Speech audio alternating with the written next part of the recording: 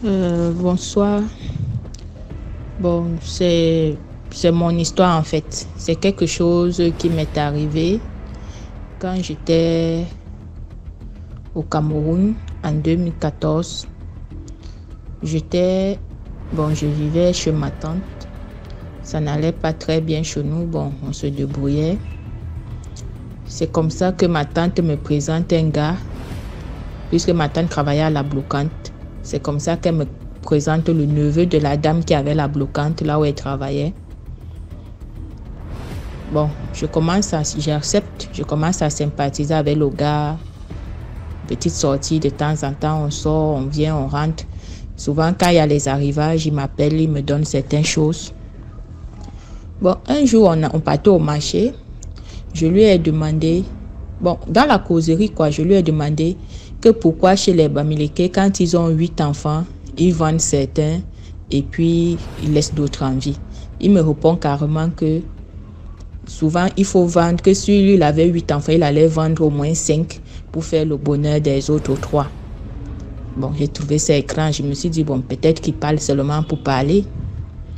Un jour, j'arrive chez lui, dans sa chambre, je vois 3 grands miroirs qui formaient un triangle. Je lui pose la question que, mais les miroirs, si tu veux faire quoi avec ça? Il me demande que, il me dit que si les miroirs là, c'est pour juste se voir quand il s'habille. J'ai dit, ok, il n'y a pas de problème, que lui, il aime les miroirs. Il a dit, il n'y a pas de problème, si c'est ça, il n'y a pas de souci. Bon, on a continué la relation, la relation continuait. Je pars chez lui le week-end, je passe le week-end chez lui. Mais entre-temps, il y avait quelque chose qui ne me convainc. J'étais pas trop convaincue, quoi. Il y avait toujours un petit truc. C'est dans ce petit truc-là, maintenant, je me pose la question que, mais le gars, puisqu'il avait toujours un sac, son sac au dos, là, il ne se séparait jamais de ses sacs. Peu importe ce qu'il fait, il a son sac là au dos. Je lui pose la question que, mais toi, ton sac-ci là, vous êtes inséparables ou bien? Il me dit que non, que c'est parce qu'il y a son ordinateur dedans, qu'il ne veut pas qu'on vole et tout et tout. J'ai dit, ok, il n'y a pas de problème. On a continué.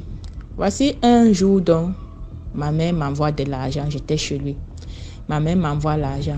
Puisque les temps là, les téléphones n'étaient pas encore comme aujourd'hui, que tu vas prendre un téléphone, tu vas filmer ou bien on va t'envoyer le code par WhatsApp. Donc je cherchais le truc, le bic et le papier pour noter le code pour aller prendre l'argent après. En fouillant donc, puisqu'il était sorti, il est sorti pour aller, comme il faisait l'auto-école, il est sorti, je ne sais pas ce qui s'est passé le jour, il a oublié son sac. Bon, voilà qu'il rentre dans son sac pour aller voir s'il n'y a pas un bic et un papier. Je tombe sur un cahier et puis sur les brochures de la Rose-Croix. Je m'effraie. Je dis, kéké. Le gars s'y fait quoi avec les trucs-ci? Je vois, il a reçu un courrier de la Rose-Croix. Je dis, hey, moi-même, je suis tombée dans quoi? Je suis restée tranquille, j'ai gardé mon sang-froid. J'ai d'abord fini ce que j'étais en train de faire, prendre le numéro et tout et tout.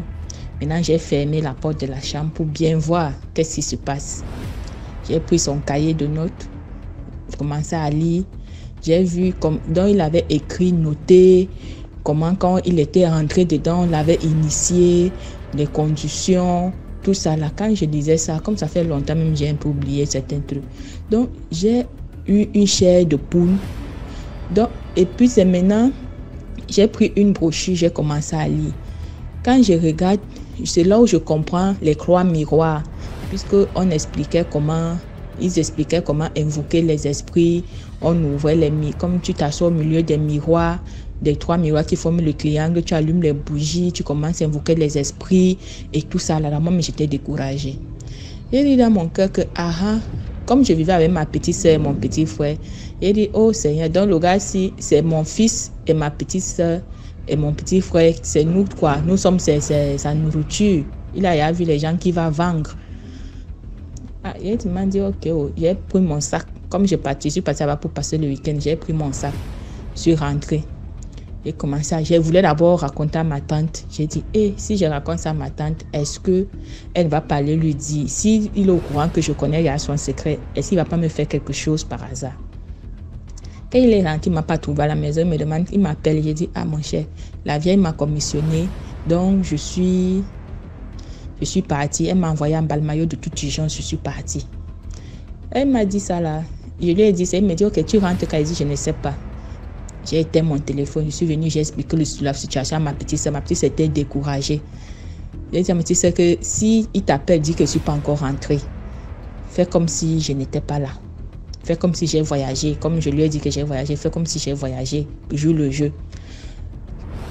Quand il vient, il appelle ma petite soeur qui vient leur donner à manger. Je sors, je ne vais pas me cacher ailleurs chez le voisin. Il vient, il cause. Tout ce qu'il est en train de raconter, j'écoute. Après, il se lève, il part. Il dit, Seigneur, je cherchais comment me débarrasser de l'affaire. Je ne savais pas quoi faire. J'étais tellement dépassée. Je ne sais pas si je dois raconter, si je dois garder pour moi. Je suis restée tranquille. On s'est invité comme ça. Pendant 2 semaines, je l'invitais. Après, Dieu merci, ma mère m'appelle un jour me disant que bon, apprêtez-vous, tes petits sœurs et toi, vous allez quitter le Cameroun. J'ai dit Dieu merci. C'est comme ça que je me libère du gars. C'est comme ça que je me suis libérée. Donc jusqu'à aujourd'hui, là, il n'a jamais su que je suis au courant de son secret. Bon, je ne sais pas ce qu'il est devenu. S'il a vendu quelqu'un ou bien il n'a pas vendu quelqu'un, ça, je ne sais pas. Donc souvent, c'est pour dire aux jeunes filles de nos jours de faire attention avec les gens qu'on fréquente. Parce que souvent, on va venir te dire, ah, ça c'est mon cousin, ou ça c'est mon frère. Peut-être elle n'avait pas de mauvaises intentions en te présentant son frère ou son cousin ou bien son ami. Mais est-ce qu'elle sait ce que son ami l'a fait? Est-ce qu'elle connaît vraiment son ami là? Parce que souvent, on croit connaître les gens alors qu'on ne connaît pas vraiment les gens. Donc, c'est un peu ça, moi, mon histoire.